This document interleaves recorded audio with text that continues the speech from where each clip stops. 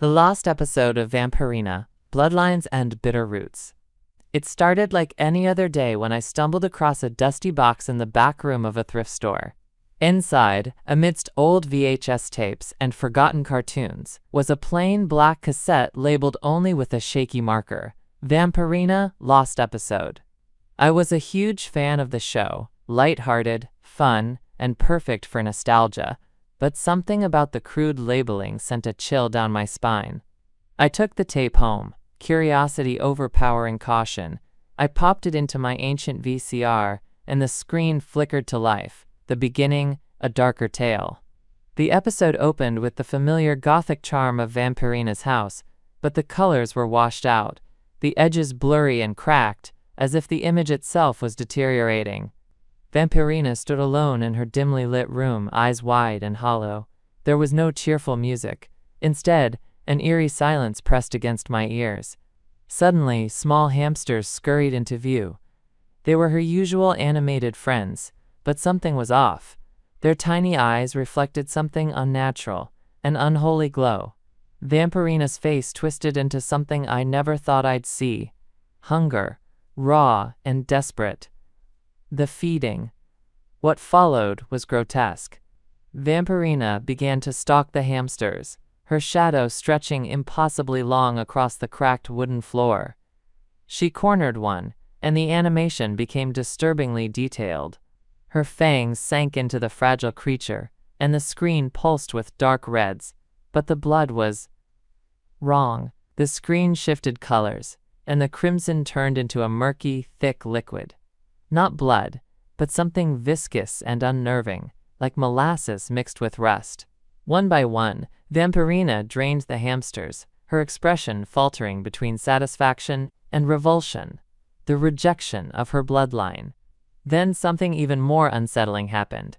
Vampirina recoiled as if the blood had burned her. She stared at her hands, trembling. Her face twisted in anguish as she whispered, "I don't want this. I don't want to be this anymore."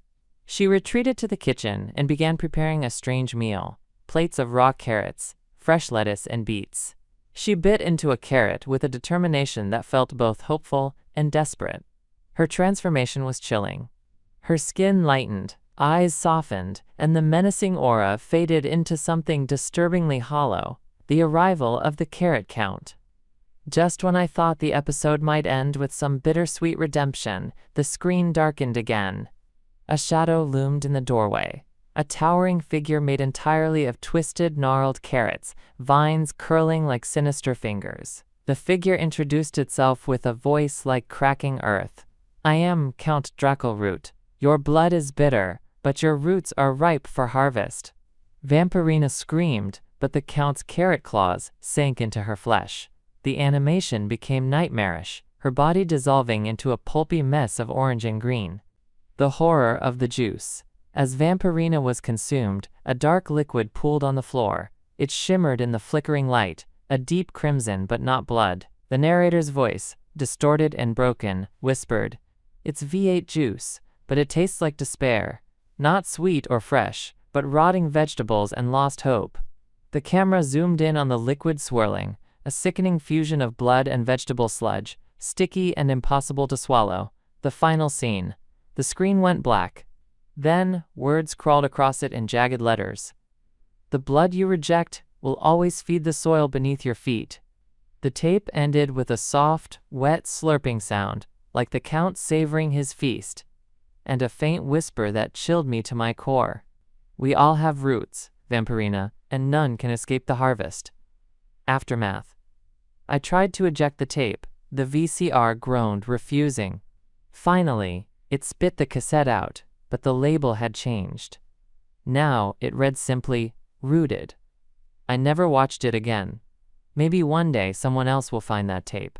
If you do, remember this. Don't get lost in the wonder beasts. And never forget to savor the little things.